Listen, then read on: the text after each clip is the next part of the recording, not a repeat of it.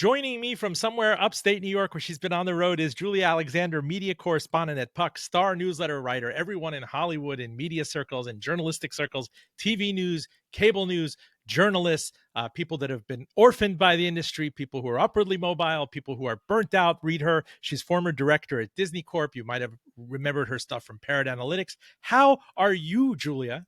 I'm so honored to be here. Thank you so much for having me. What? The honor is like in reverse. Your stuff is for all the listeners out there, especially on public radio, you might not know Julie Alexander. If you're a public radio listener, if you're an NPR person out there, but with the dissolution and the fragmentation of Hollywood, I can think of no more essential byline that just blindsided me out of nowhere over the past 3 years, as evidenced by how much love I throw at Julia on LinkedIn, where I know love and being honored and flattered is a dime a dozen, but legit read her byline at Puck and everything else she's done on Pod and guest columns and the like.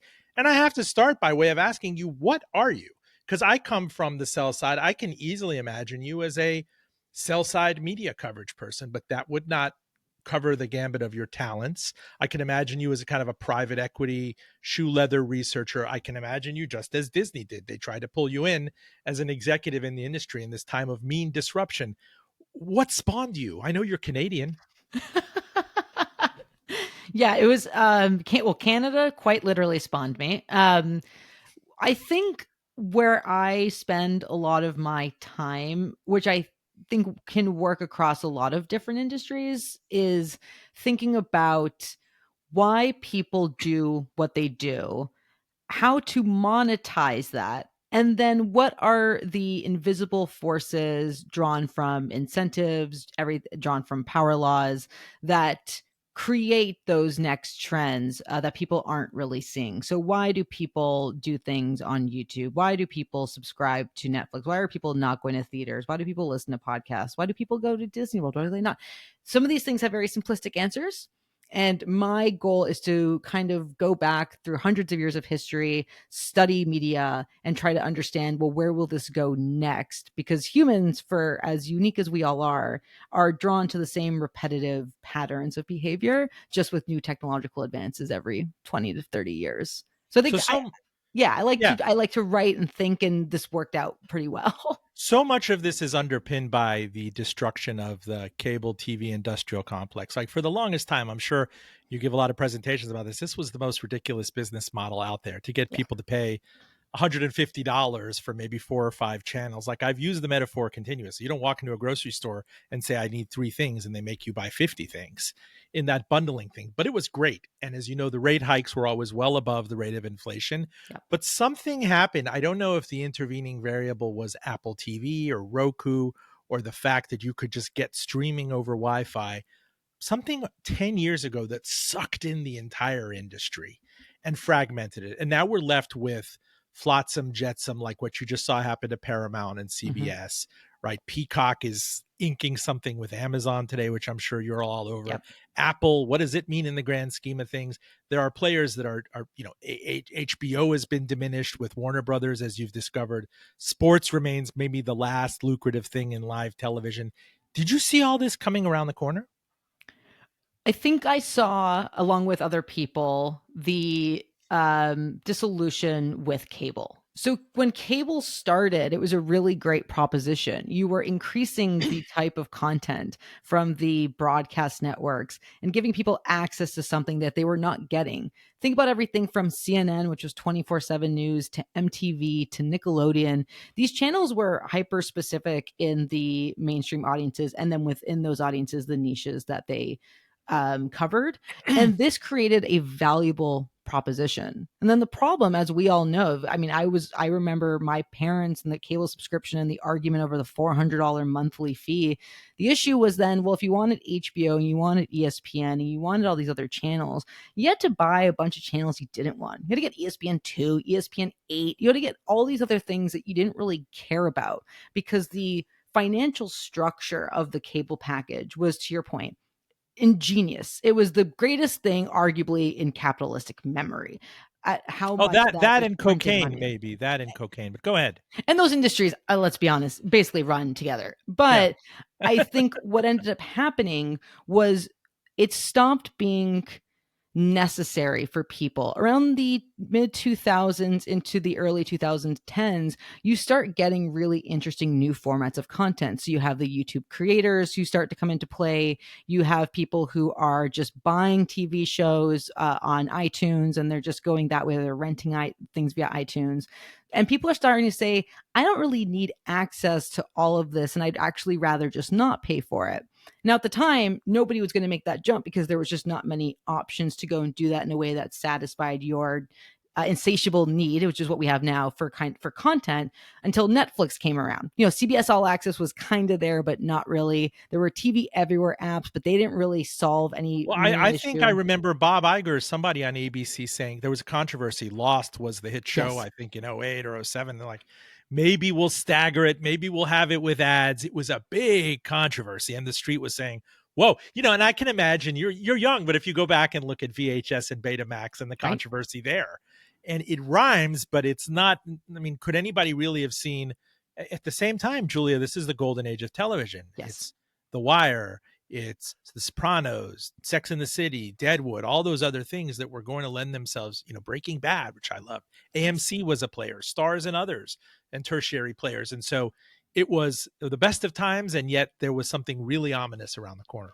And that is where House of Cards came into play with Netflix. It Tell was this idea that in 2014, 2013, you me. could have an HBO, Stars, AMC, FX like show on a service that was going to cost you 1/10 of what you're paying for cable. And that service was going to have all the other content that you like to watch after a show like that, because the studios were licensing their content to Netflix. And you had a younger audience. Remember, this was a younger audience who really clung to this, who was also finding their appetite satiated via YouTube. They were really leaning into a creator ecosystem that was starting to come into play, in part because the studios had attacked YouTube over piracy. And they said, you can't have our stuff up here for free. Like, why would we let you do that? Netflix is paying us for it. And so that birthed the creator ecosystem that is now taking over today. But there was a group of people not necessarily tied to the cable bundle. Their parents were paying for it. They were living at home, but they weren't tied to it, who were slowly going to start moving out of their parents' houses, who could get a Netflix subscription for most things, and they could pirate. As you remember with Game of Thrones in the HBO era, Game of Thrones and The Wire and all them saw huge piracy spikes in the early 2010s and mid 2010s. So people were saying, I can do this one way and just pay for Netflix. And I think the studios and the networks, then the Disneys and all of them, realized they could either try and go after that subscriber base, or they were going to risk becoming totally irrelevant, 20 years down the road. Were they so wedded, the studios, to the huge profitability of the DVD that they never saw that, well, maybe we want to put this behind our own paywalls, like that immediate great, highly profitable, accretive dollar of getting it out to Netflix? Because I really struggle with this. I Mhm. graduated from grad school in 2005, 20 years ago, with my first Netflix account with my then girlfriend, now wife. We had the DVD, the 4 DVDs a month, and the Yeah. first one we saw was The Graduate with Matthew Broderick. And it was like a movie from years ago, and it was like so wow that we got that, but it was not at all preordained that a DVD mail order company would become the biggest Hollywood player out there. Like, to obviously didn't have a legacy business, obviously was Right. getting a ton of cash flow from the legacy studios, but to then go out, 9 years after that and create something as premium as House of Cards. Right. And then I draw a line from that to The Irishman, if you remember in Hmm. 2019, to get Absolutely. Pacino and De Niro and throw all this money at it.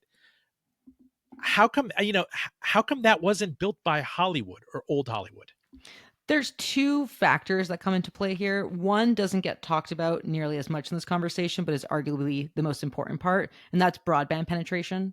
So the idea that you're going to see households become more dominant internet users for streaming video was still a relatively niche idea. I mean, at the time, you had executives at HBO circa 2002, 2003 who pitched the idea of a streaming service. They basically pitched the idea of HBO Now back then, but there was no incentive because broadband was still not necessarily in all these major homes. The internet was still a question.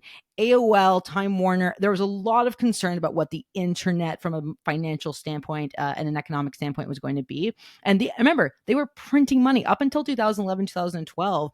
They were printing money with the system. The other part to your DVD part, the other component is that if you think about a traditional film cycle, there's 4 or 5 different payment windows that happen. You have the theatrical, and if you're a studio, you are splitting the revenue that comes in with the exhibitor. So if you're Disney, you're taking maybe 60% of revenue, while AMC or Regal takes 40%. So you might break even, you might do well in theaters, but where you're really going to make up that money is in the pay one window. So that is the license to someone like HBO. Then you're going to make it up in the pay Wait, two that's window. called the pay one window. That's the pay one window, the first pay window. First dibs for payment. Yes. Then there's a second pay window. So after it's at HBO for, 6 months, 8 months, it might go to NBC, or it goes to a broadcaster for 6 months, 8 months, whatever it might be. Then there's the DVD. So there's all these different points along the way for the studios to generate significant revenue on the titles. So those titles don't necessarily have to perform as well at the theater, although of course that was what you want. So if you think about streaming, if the idea was Well, let's put time this out. What be is the marginal cost to press a DVD? I'm thinking as a parent back in like The Little Mermaid. Mhm. Think about that. Think about the staging of the theatrical release, the huge bump you get when parents are taking their kids in the theater for that experience, the Yeah. first week, the second week, even playing through the dollar theaters and everything else. A DVD, just like a CD, costs nothing to burn. But then they were charging $30, $35, placing it at Target or Sam Goody. Exactly. And they were making sizable, I mean, DVD revenue up until what, 2010 to maybe 2015, DVD revenue was significant. So if you remove all of these windows of additional revenue, what you're left with is saying we're going to go directly behind our own paywall. We're going to cut out all this free money that's coming in because we already made the film. Now this is just partnership deals and additional revenue that we can make from selling this at 30x the markup on the price of the title. There was no incentive at the time for these guys to go out and do it until House of Cards. And all of them started to realize that there's an audience who would go and sign up for a service like this and therefore might not spend additional money on DVDs or go see or sign up for cable or go to theaters. Full disclosure, I'm Roben Farzad. Our esteemed guest, I am so psyched, is Julia Alexander. She's media correspondent at Puck, former director at Disney Corp. Seen her work not just in Puck, but all across. Were you on Defector or one of the other sites? Was The Information? I was never there, but I've definitely freelanced a bunch. I was at The Verge for 3 years. She's Canadian. Does she have a standing order at Freshies or Tim Hortons? Tim Hortons. Tim Hortons. I was one outside of, what is it, on Windsor, Ontario, Canada. If you go to Detroit, parts of them have Tim Hortons with poutine potatoes. But I digress. I'll drop in a Rush reference somewhere as well. I'm a huge Rush fan. But let me ask you specifically on this is, this is all happening and we see it happening in slow-mo. And it hit me when I lectured a class. It was a class of undergraduates at VCU. Mhm. It was in 2012, like a journalism class. And I just broke the ice by asking, what do you guys watch on TV? And they're like, we don't. Um, Yeah. One of them, the landlord left the cable and a TV thing in there. And so they happened to do it. But this is before really Netflix and everything else was peaking. Generationally, especially coming out of the financial crisis where a lot of younger people are broke and they're hoping to mooch off their parents' accounts. Again, I cannot emphasize how much it was not preordained that a DVD mail order company would backwards integrate or whatever integrate into that studio killer. When I was at Business Week, I think in 2011, the late Roger Ebert penned a column urging Netflix to self-disrupt, split the company Mm. between the DVD mail order and make the hard decision of charging people for a streaming account, because this is where it's all headed. And you're very familiar with how Netflix stock then performed over the next 6, 7, 8 years. One of the best performers on the market. What was it about that? Was because they had the best of both worlds. They were able to take the huge licensing cash flows from the legacy studios and plow it into really like sticky. I'm thinking Narcos. Yep. You're thinking Stranger Things, some of these other things that were absolutely sucking the target demo away from the legacy studios. They had the advantage of not necessarily being tied to the business they were trying to disrupt. So they could look at their DVD business and say, obviously, this is our fundamental core business at the time before they launch their streaming service. But you have a guy like Reed Hastings, who's their former CEO, who comes in, who understands technology. He's from Silicon Valley, right? He's understanding that he's looking at broadband penetration. He's looking at what's happening with YouTube. He's looking at what's happening with iTunes. And he's saying there's an audience that we can reach by going direct to consumer. If we take the relationships we have and just invest it into a streaming product at a time when these guys don't want to, but they'll pay us to continue, or they will let us pay them, I should say, to continue licensing this product, then it's a really good bet that we can control the flow. We can be an aggregator, and we can collect the credit card data. We can collect the information, and we can do something with that. Of course, down the line, that's now ads, which took years to get to that point. But I think we have to remember, typical innovator's dilemma. For all these other companies, they could not necessarily disrupt the business that was giving them the ability. If you think of Disney, the ability to go out and buy Lucasfilm, to go out and buy Marvel, which they could only do because ESPN was, printing cash with very little investment comparatively. Yeah, but Julia, they had the libraries. Again, if I Yes. were just to take HBO, Yeah. right? Coming out of the AOL Time Warner disaster, they had all of this Hmm. stuff, Sex in the City, stuff that was coveted. Um, it would have behooved them to make their own. And for the longest time, the sister company was a cable company too. They could understand it, right? Yeah, when you look at, you're actually talking, you're leading up to one of my favorite examples, which was HBO Now, which they said, okay, we're basically going to put all of our content up here. Now they were late to the party. HBO Now is what, 2014, 2015. They're late to the party. They're doing this. The big draw for people who are not paying for cable, who are paying for Netflix, or just, paying for very little, is the new shows like Game of Thrones, which would air the next day. That would be available next day. And then there was the library. And what they saw at HBO Now was significant churn after the end of a new show season Mm. like Game of Thrones. So if you're thinking about the LTV ratio that you're trying to figure out for a product that, remember, at the time, also building a streaming product was expensive. It was a big undertaking. You're talking about entertainment companies that are now hiring full technology divisions. Why did Wall Street give Netflix the okay to do that? Because it had such a gigantic market cap that we have to understand. I mean, some companies, as you know, are given an exceptionalism. Mm-hmm. Amazon, Netflix, they're not judged by the same metrics. Like Amazon is not looked at as a retailer necessarily. It's a Correct. cloud. It's never going to be judged on Whole Foods' earnings or Amazon, Amazon Studios earnings. So it's not like any of these guys. I was never impressed that a Disney or a Time Warner or a Viacom CBS, whatever it was, or an AMC Networks was given carte blanche by Wall Street to go and spend the ranch on a streaming product. Because I think it would look at the disruption of their main business. I And see. and the issue is that there wasn't anyone enough, or there wasn't anyone willing to push enough to say we have to disrupt ourselves before we get disrupted. There was no one willing, and people were saying it, but there wasn't anyone willing to push hard enough to say we're going to take on the street, we're going to take on our shareholders, we're going to do all these things, which of course leaves them open to a bunch of issues down the road from activist investors, from whatever it might be, to then say, if we don't do this, someone's going to come in and then we're going to play catch up. And arguably, Disney was one of the fastest ones to it post Netflix. They bought BAM, took a major stake in BAM, which had powered MLB TV, and Yeah, said, that we're was going to use MLB this. TV, which we were using well ahead of these things. We were used to, yeah. Exactly. It was 2000, I think 2005 MLB TV Mhm. is a thing. So they understood, but they were doing that cost of, okay, well, how much revenue is cable bringing in, to the point that we can't put ESPN on our stuff because we're going to have to fight with DirecTV. We're going to fight with Charter. We're going to fight with Comcast and all these guys that we don't want to fight with. There's also the fact that if you look at a company like Disney, Sony, if you look at NBC Universal, Sony famously not in the streaming race, but all of these companies, there's other components of their business that they get judged on. Disney is mainly a parks business still. They were a cable business. Now they're mainly a parks business, with streaming kind of coming in.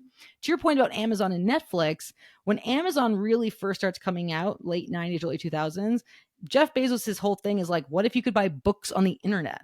It's like a big thing to buy into. It's an interesting idea at a time when people are looking at the internet through a lens of this feels really important, but also the .com bubble burst is happening, and so we're trying to figure out what that looks like. Netflix, again, they're saying to people, we're going to go from shipping DVDs to basically continuing these relationships with the studios, but just creating an app, a platform where younger people can go and stream things. There was less risk from the street to look at those guys and say, yeah, okay, like what business are you disrupting? We're not necessarily interested in it, compared to huge conglomerates saying we're going to completely take the carpet out from underneath us and see what happens.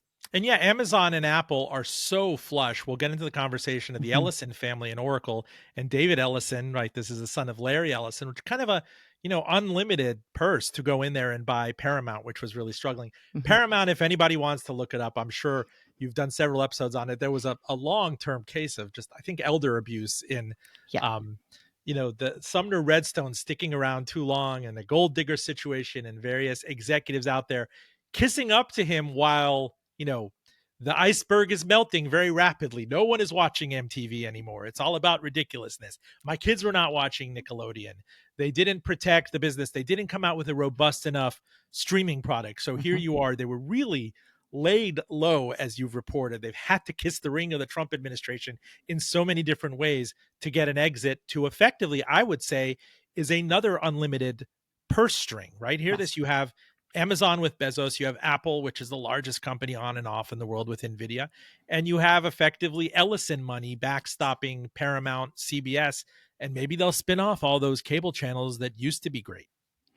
The Ironically, when I think about who won the colloquial streaming wars, which is a term I don't love to use when there's actual wars happening, but when you look at who came out on top, it's really interesting that it so far is Rupert Murdoch. Take out Netflix, take out YouTube, which we'll get into.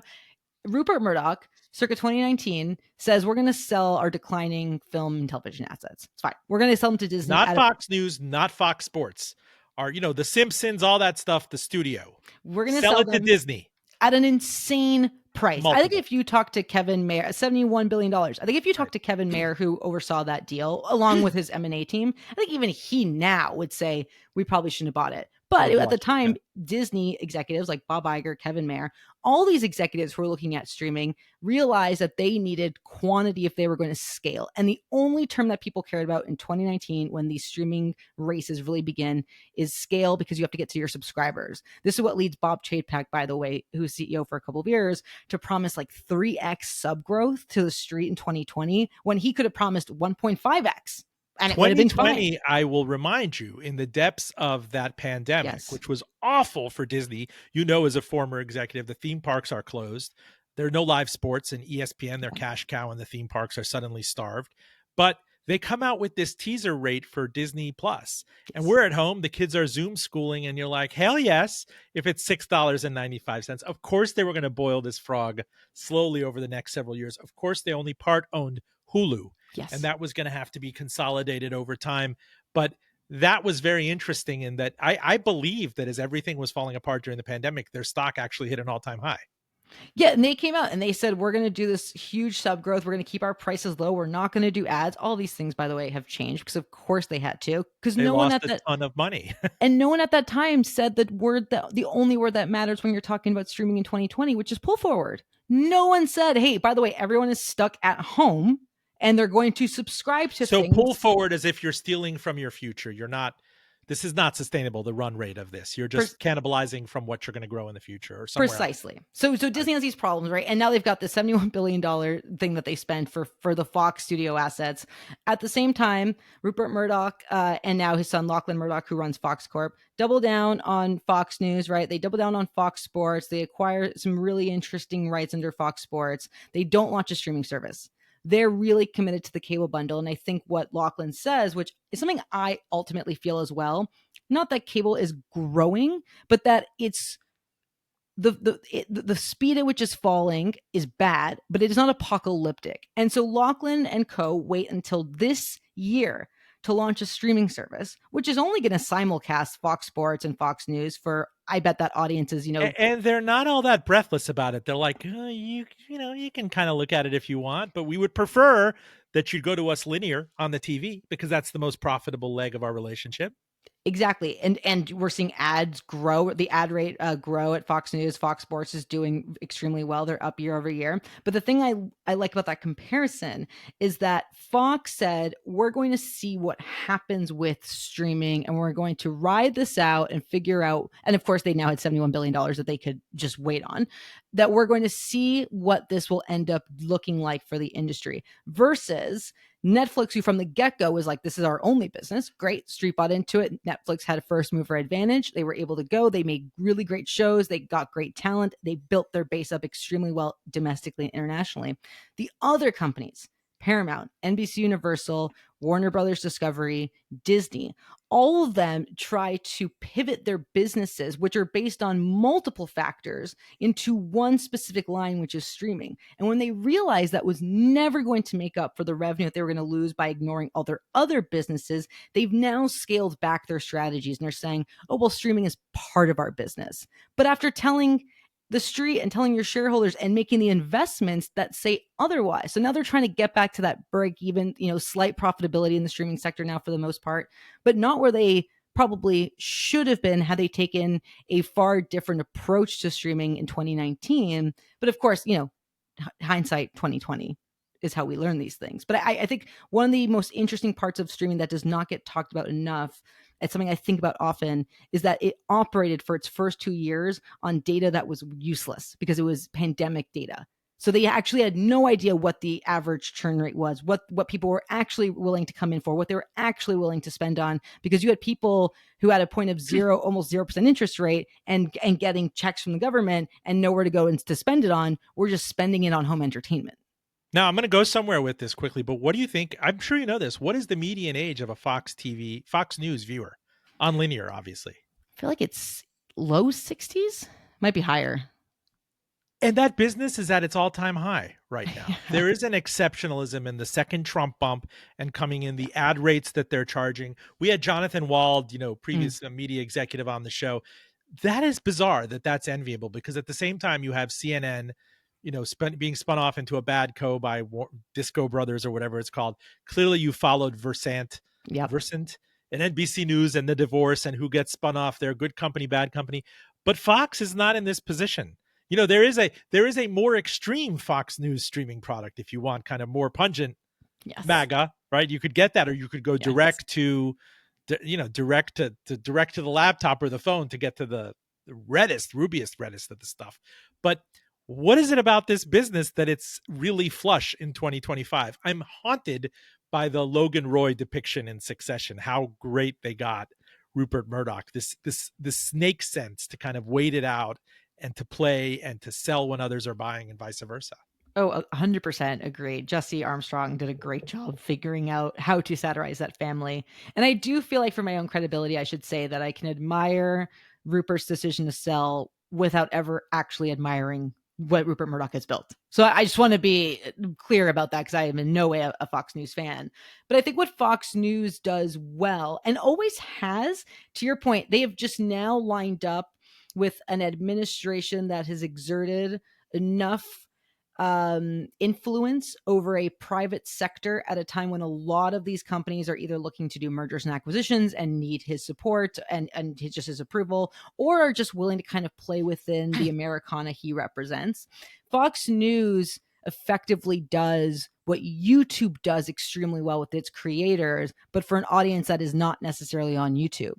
But if you think about like the Jesse Waters and the Gutfields and all of them, this is what draws advertisers in. It's what draws viewers in. Their viewership continues to increase. The advertisers who were scared to be on Fox during the Obama days or Biden days are now back on Fox in a really big way. We're talking blue chip advertisers who are returning to Fox.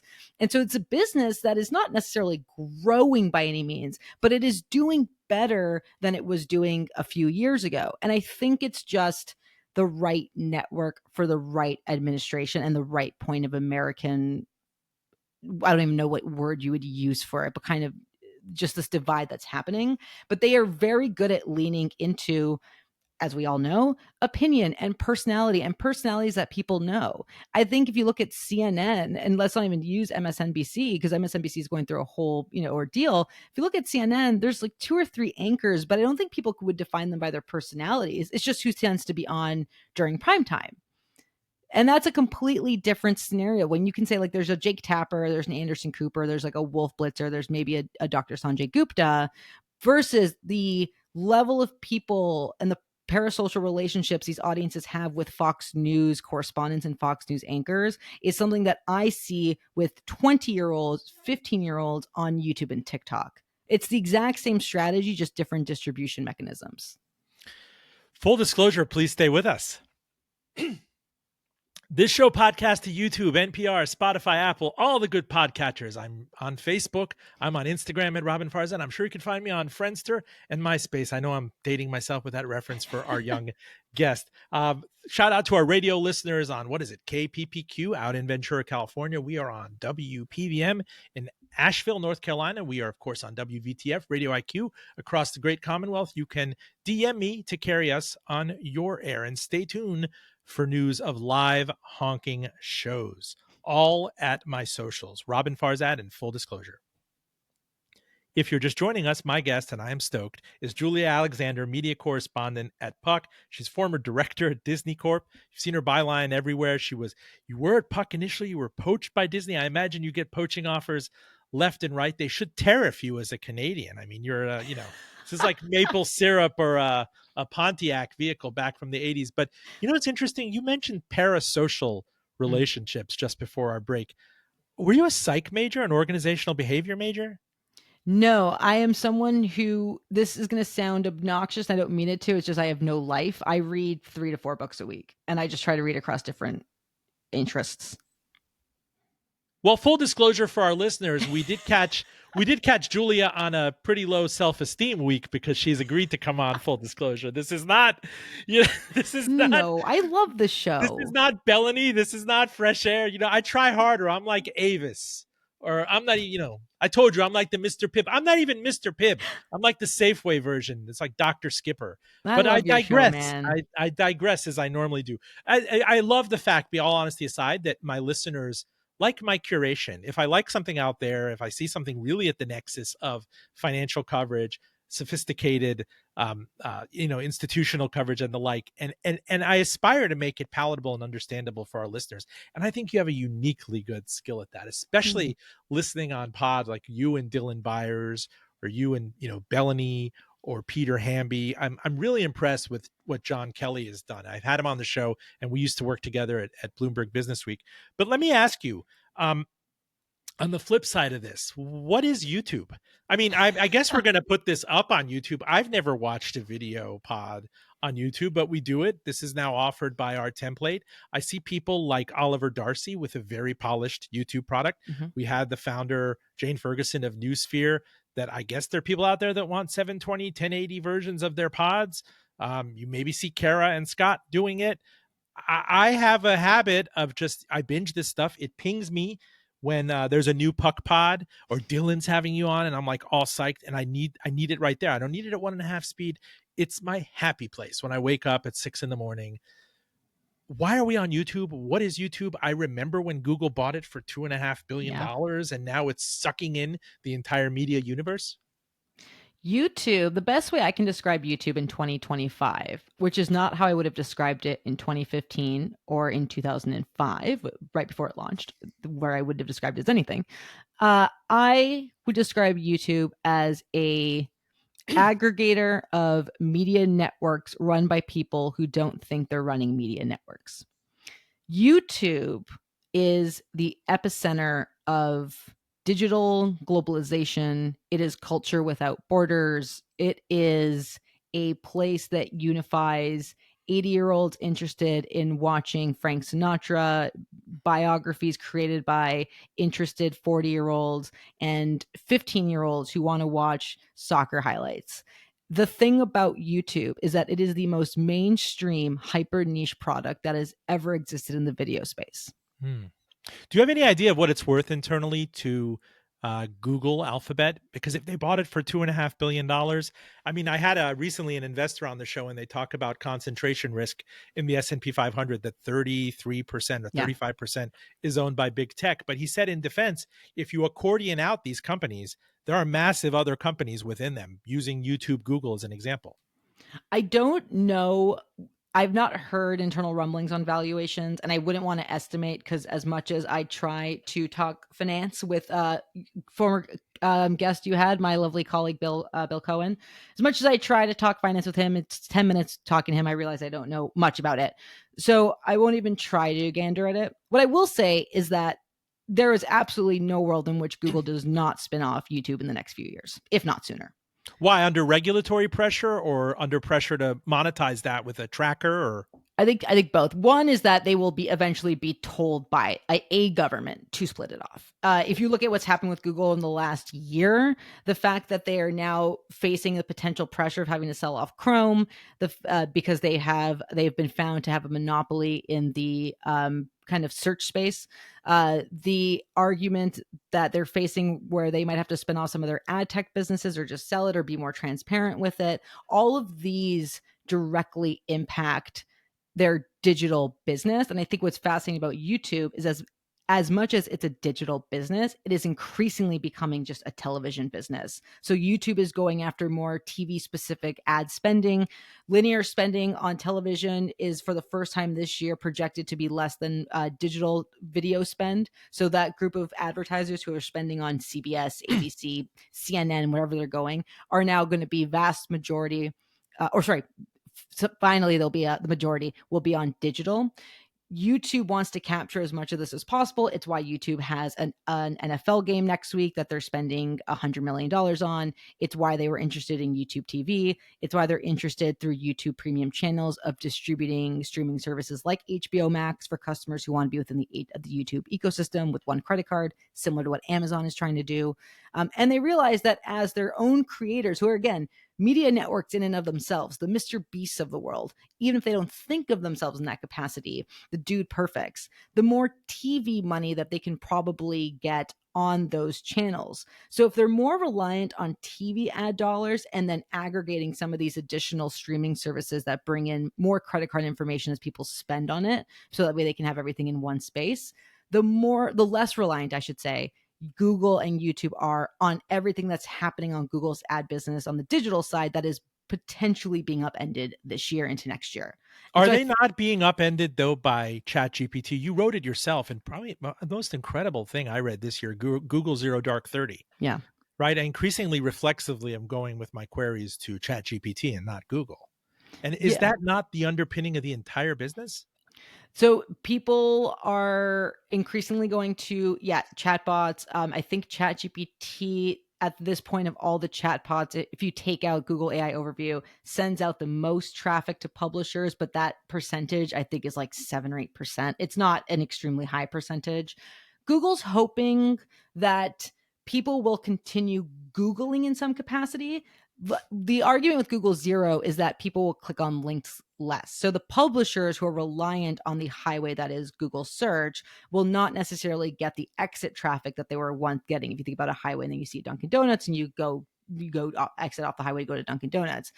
Google's argument, which is what they're trying to do, and they're cannibalizing part of their business short term to get to this point, is that people will still go to Google, whether it's on their phones, whether it is through a Gemini chatbot, which is, one way to have Google, and they can place direct ads on those um, results. So, as in, if you Google something and the page of search results comes up, instead of you clicking on something, because Google AI Overview will have the information, because they'll have products, the advertisers can just place money on Google itself, as opposed to Google being a intermediary that helps buy and sell ads for all these different publishers. Now, Google will tell you that they still love websites.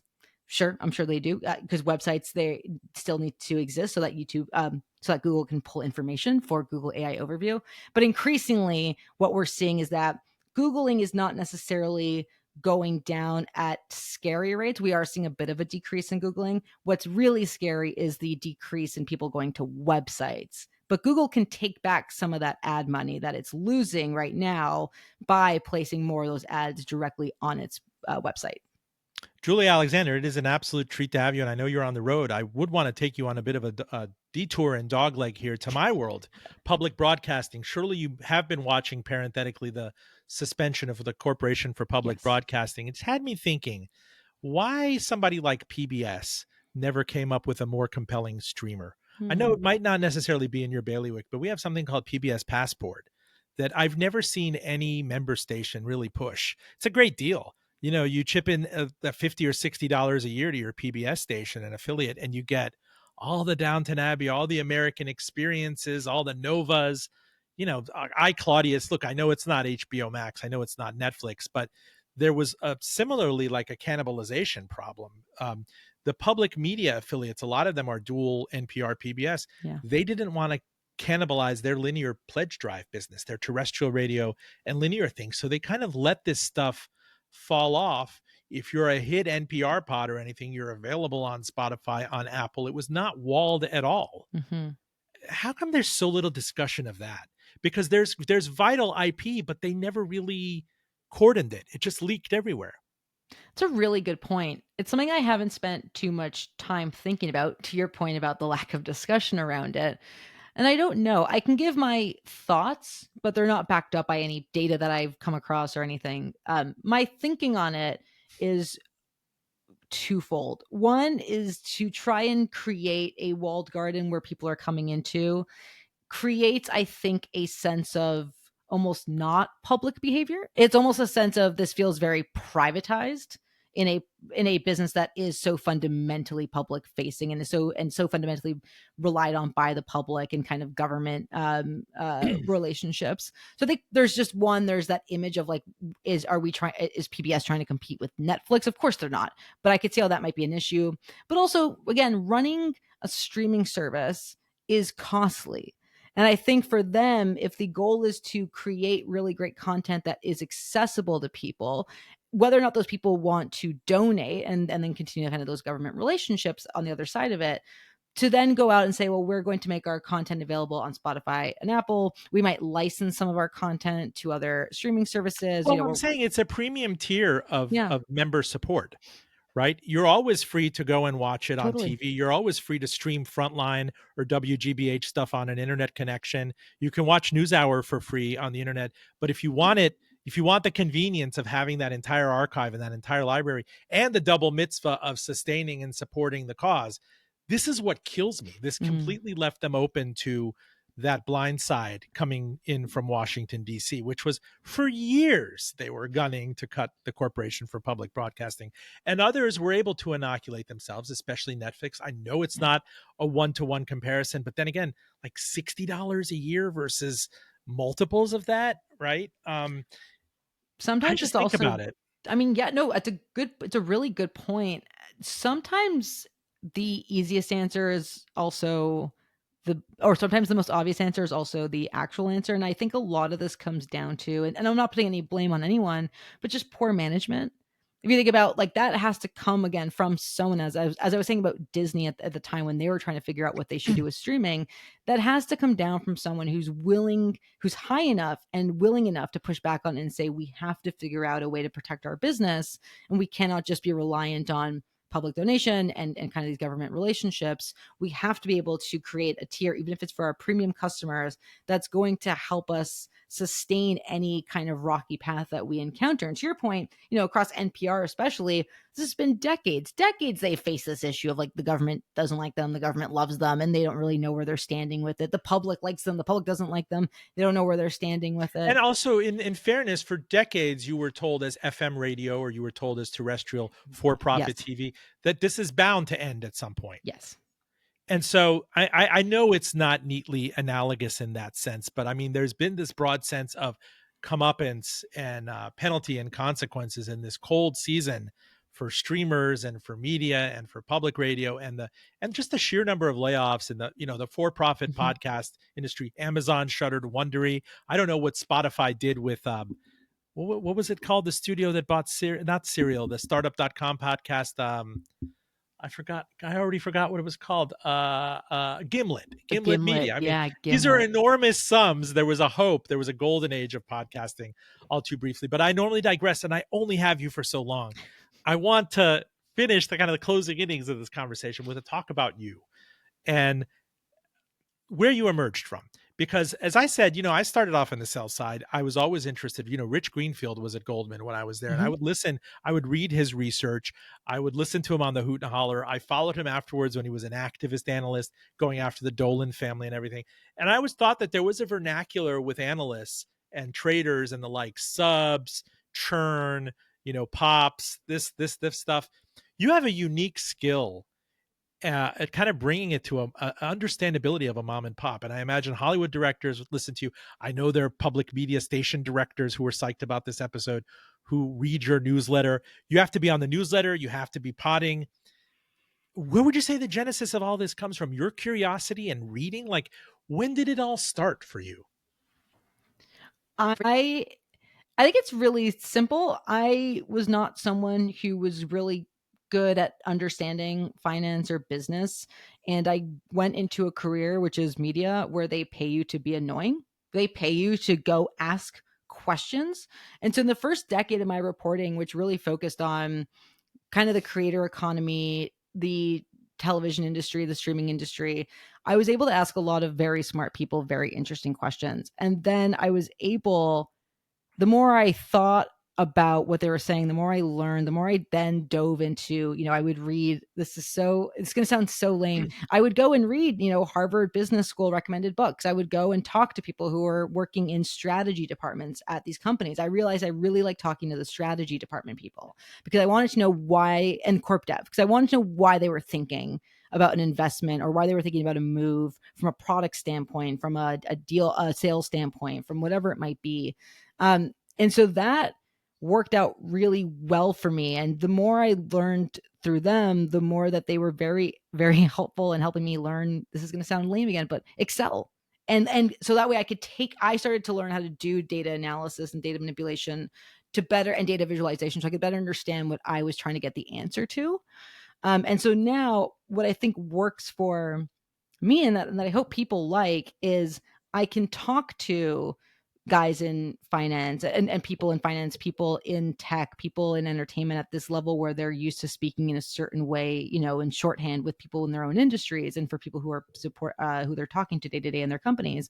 But I then parse it through the part of me with my brain that was like, I didn't know what any of this meant. And so I'm trying to get to a point of how can I make it interesting for those guys while also making it understandable for my mom and dad who read the newsletter and are like, I don't know what any of this means. But you value your freedom. I imagine you value the outdoors and the Brooklyn bohemian lifestyle and everything. I can't see you on that sell side or private equity grind. No, I really like newsletters. Before I joined Puck, I was writing newsletters all the time. I was at The Verge and The Verge is where you were. That's right. I started a newsletter called separate from The Verge called Musings on Mouse because I was just interested in diving into the strategies around Disney's streaming business. And that newsletter was eventually read by Disney executives who were like, we'll pay you to come do this. That's And I nuts. think what was really fascinating about my time at Disney, it was a great, great time. I enjoyed it and I learned so much, and the people were brilliant. Was it truly reminded me that what I like most and what I think is more beneficial is not me being another voice in a room presenting, a 20 slide presentation or writing a memo. For me, it was being able to ask the really tough questions and then publish thoughts and ask people like, okay, where are we going wrong on this? Where are we going right? What else are people seeing? And I think, well, if I can draw diagrams and write things out and make an argument. And so I think it's just been writing and media have kind of allowed me to do the two things I love, which is spend a lot of time reading and a lot of time talking to much smarter people to try and better understand very specific aspects of our business. And would they ever let you in on an analyst call? I mean, you occupy that hybrid space where it shouldn't just be a Rich Greenfield or people from the sell side, great quarter guys. Yeah. But you ask the very granular questions, the very inconvenient questions. How long? I remember there was a conversation like Pat McAfee was Mhm. a YouTube star and was brought into ESPN, and it was very problematic culturally, Yeah. internally. And how much of that is going to be, you ride down the legacy networks by bringing in YouTube stars and backwards integrations. There are questions that I can't imagine that Wall Street analysts who value access are going to ask. Exactly. One, I don't think I would get access because my question would be, do Bob Iger not necessarily care about gambling being the force-center of your new sports business if the line on the chart goes up? Right? That would be my question, which is fine, actually, because then it will help me better understand how you're thinking about your investments. If the line on the chart goes up, same with Meta and Google. When people accuse Meta and Google of doing things that are not great for society, they come out with these really great defensive statements. But I wish everyone would just say the line on the chart went up and that shareholders are happy and investors are happy and the street's happy. Like the line on the chart went up. So I don't think they would do that for that reason. I also think I enjoy listening to those calls more than I would in participating in it because I like reflecting on the answer that they give, which is that very, executive answer to try and find little hints of gold in it. And then I collect enough of it to then write columns that I hope try to make sense of it all. But I don't think they would let me, and they don't like, and not Bob Iger, just in general, executives do not love the media unless the media is being nice to them. And Well, very rarely. what's great is that your readers, your newsletter readers, the Puck Premium people have access to you. Mhm. They get these calls. They get them Yeah. with Bellany and the others. I remember when the SEC filing or whatever went out for what John Kelly was doing. I didn't know he was calling it Puck, the building. And it's like, why John Kelly had a whole education, went into private equity. Yep. He completely, turned it around. Some of the jargon that he uses, I can't believe it's the same guy that I worked with. And he was smart enough. I always had the thought experiment. And I asked Bill Cohen and others back in the day, I think when they were at Vanity Fair. What if you were a moneyed person and you showed up outside the Wall Street Journal and the New York Times somewhere in Midtown and went and hired the 15, 20 most essential bylines? Could you then scale that business? You gave them equity in it and everything. And lo and behold, John went and did it. And it turns this around that you have calls with, you have a great intimate relationship with your newsletter subscribers and the Mhm. people who listen to you. These were things that were unimaginable to me as a kind of a sell side grunt who imagined going into journalism 25 years ago. Yeah, I'm very, very fortunate. I see my role at Puck as supporting Bellany and Byers and Orand and people who are doing incredible reporting. And the way I think about my relationship to them and my relationship to our readers is they come in and break these incredible stories and give fascinating insight. And I like to think of myself as the day two for them, which is okay, well, what's the next part? What does this actually mean? What, Here's Kansas opening up for Soundgarden? Don't say it that way. No, it's a dated no, reference. Go ahead. no, but that is kind of that's I'm a supporting act to that business, and it's great because I get to go in. They have to report. They have to maintain these really strong relationships with executives that I'm not talking to every day that they are. But then I get to talk. The next day, if Dylan publishes a story about the New York Times and AI, I get to come in the next day or the day after and say, okay, but how much of this is BS? And how much of this is truthful, and what does that actually look like in practice, and what does any data that we have say about this currently, and how do people think about products like these and their relationship to their phones and to the news publications they like. And so I do love coming in and being able to do that, and I'm so grateful that Puck and John Kelly, who's brilliant, gave me a job where I get to think all day every day, and then just write stuff that hopefully people like or find useful in some capacity. Close to the turn of the century, when people were asking me my predictions, I said, this is dating myself, but I see Netscape and Yahoo merging into a Netanyahu. Oh no, wait. Or now they might say, I see Paramount. I see Paramount and Comcast creating, Peacock meets Paramount, and they call it Cockamount. Do you have any? I know this is a lazy way to end the show, but do you have any great predictions for the next year? Right now, you suddenly have a deep pocketed Paramount. You saw what they did with UFC. It goes from being a really weak, Hmm. shuddering player with CBS paying tribute to the White House, and maybe that has to be an apology entailed. And now suddenly it has a $200 billion net worth owner behind it. Warner Brothers Discovery is going to split. I don't know if there's an end game there. It had ill-starred marriages clearly with AOL and with AT&T. Comcast still has the broadband cash flow coming in, Yep. but it's splitting NBC and the cable networks. And I don't know, still don't know what Apple. I mean, I guess money doesn't mean anything if you're an Amazon or an Apple. The market caps are just so big that this stuff is never going to move the needle. What should we be looking for in 26? There's the boring answers, which are heavily related to the efficiency impact that Gen AI will have on all these businesses, which will be transformative, just not in a way that we see, but it'll be transformative for the bottom line of these businesses. But the more exciting one is the pushback I keep giving, and I could be completely wrong. I am wrong often. Is I actually think Comcast will make a play for Warner Brothers, so not the cable assets, but just the IP assets, more so than Paramount will.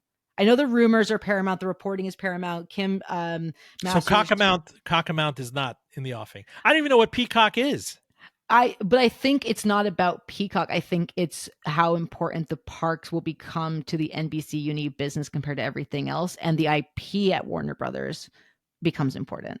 If they can do more with Harry Potter, if they can do more with some of that IP in their parks, where they're really trying to increase that, because they see, like Disney, that experiences are where people are increasingly willing to spend. People of extreme wealth are willing to spend extreme amounts at the parks. So the potential revenue uptick without having to necessarily expand the amount of people coming in is very important. If you know that your cable assets are basically gone, to your Versant point, the broadcast networks are fine for the most part. Peacock is who knows what it is.